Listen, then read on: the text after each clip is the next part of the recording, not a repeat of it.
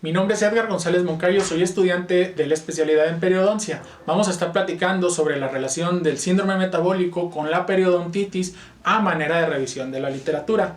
Debemos de empezar definiendo la salud periodontal. La salud periodontal es un estado libre de inflamación que permite al sujeto funcionar de una manera normal sin sufrir consecuencias ni mentales ni físicas y sin reducir su calidad de vida. La periodontitis es una enfermedad crónica inflamatoria de origen multifactorial, o sea que tiene varios agentes causales, y sus principales síntomas es una profundidad al sondeo mayor de 3 milímetros, pérdida de inserción, pérdida ósea e inflamación.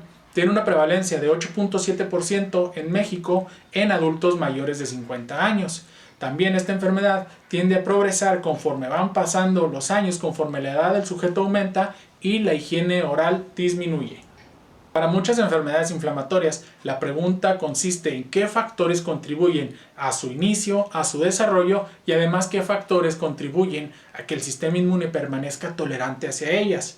Estas enfermedades tienen un patrón no lineal, es decir, que tanto las causas como sus efectos tienden a tener medidas desproporcionadas. En un individuo, una causa puede tener un efecto completamente de grande magnitud, mientras que la misma causa en otro individuo puede tener un efecto con menor magnitud o incluso insignificante.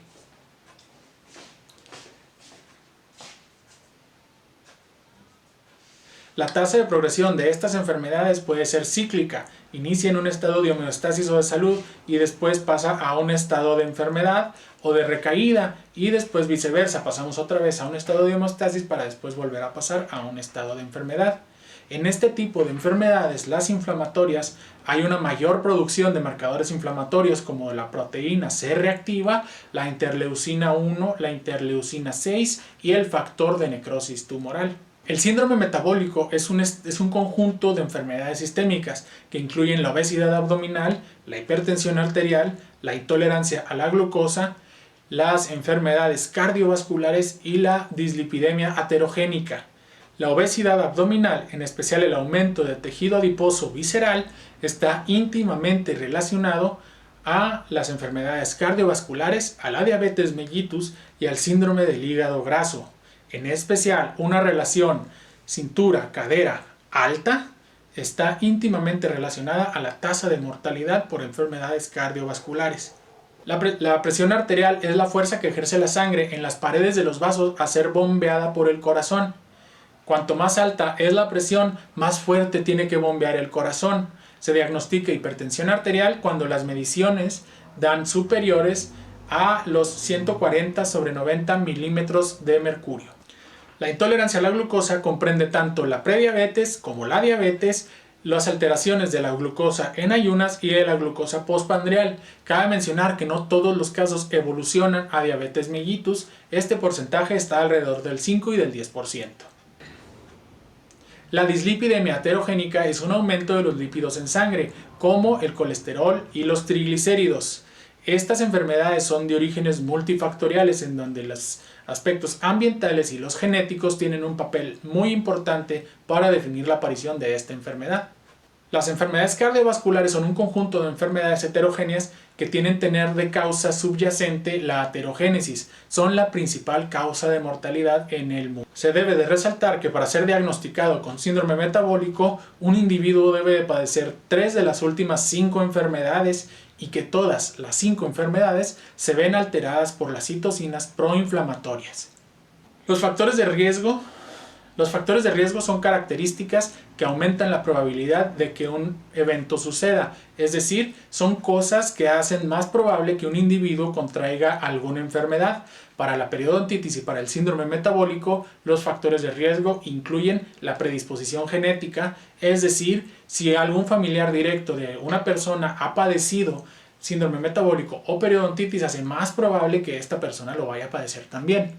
El tabaquismo o la dieta desbalanceada son factores de riesgo modificables o ambientales, es decir, que las personas que fuman o tienen una dieta desbalanceada pueden, de hecho, cambiar sus hábitos para dejar de tener ese factor de riesgo en su contra, y también un nivel socioeconómico bajo entra como factor de riesgo para ambos padecimientos. Los pacientes, tanto con periodontitis como con síndrome metabólico, suelen presentar niveles sistémicos de marcadores proinflamatorios elevados. Estos marcadores proinflamatorios incluyen la proteína C reactiva, es una proteína de inflamación aguda que puede disociarse irreversiblemente en los sitios de inflamación. Principalmente se sintetiza en el hígado, pero también puede ser por las células de músculo liso, por los macrófagos, por las células endoteliales, por los linfocitos o por los adipocitos, y desempeña un papel importante en los procesos inflamatorios y de las respuestas del huésped a la infección, incluida la vía del complemento, la apoptosis, la fagocitosis o la liberación de óxido nítrico. También está relacionada a la producción de interleucina 6 y de factor de necrosis tumoral. También tenemos a la interleucina 1. Esta está relacionada a la inflamación crónica y a la inflamación aguda. El bloqueo de la interleucina 1, en especial la interleucina 1 beta, es ahora el estándar de la terapia para una clase de síndromes inflamatorios que se denominan autoinflamatorios. Después tenemos a la interleucina 6. Esta es una célula que está relacionada a la regulación de las células T reguladoras y las efectoras. Es secretada por células inmunes y ayuda en la comunicación de las células durante la respuesta a una infección. Por último, tenemos el factor de necrosis tumoral. Esta familia regula. Por último, tenemos el factor de necrosis tumoral. Esta familia regula múltiples funciones inmunitarias. Prácticamente todas las células en el cuerpo tienen receptores para esta familia de citocinas en su membrana. Y el factor de necrosis tumoral, alfa, es un pirógeno endógeno que puede causar inflamación, muerte celular y mediar entre la liberación de diferentes citocinas como la interleucina 6, la interleucina 8, la interleucina 1 beta por macrófagos estimulados. Se han realizado investigaciones con sujetos que padecen alguna enfermedad del síndrome metabólico o el síndrome metabólico por completo diagnosticado. Además de periodontitis, se les han hecho mediciones séricas de estos marcadores proinflamatorios en sangre y después se les ha practicado terapia periodontal no quirúrgica que incluye profilaxis ultrasónica y raspados y alisados radiculares. Después de algunos meses se les han vuelto a realizar las pruebas séricas para los marcadores proinflamatorios y han encontrado resultados favorecedores, es decir, una disminución en estos marcadores inflamatorios y por consecuencia una mejoría en la enfermedad sistémica que padezca ese sujeto. Como resultado se muestra la evidencia de la relación de cada componente del síndrome metabólico con la periodontitis mediante unos niveles elevados de los marcadores proinflamatorios a nivel sistémico, como lo son la proteína C reactiva, la interleucina 1, la interleucina 6 y el factor de necrosis tumoral. Sin embargo, también existen estudios que demuestran que la relación entre el tratamiento de la periodontitis y la resolución o la disminución de marcadores inflamatorios para las enfermedades sistémicas debe de explorarse aún más porque no hay tanto soporte estadístico para afirmar que el tratamiento de la periodontitis, la terapia periodontal no quirúrgica, tenga algún efecto positivo en los marcadores proinflamatorios cuando estamos hablando de obesidad, de hipertensión arterial, de intolerancia a la glucosa, de enfermedades cardiovasculares o de dislipidemia.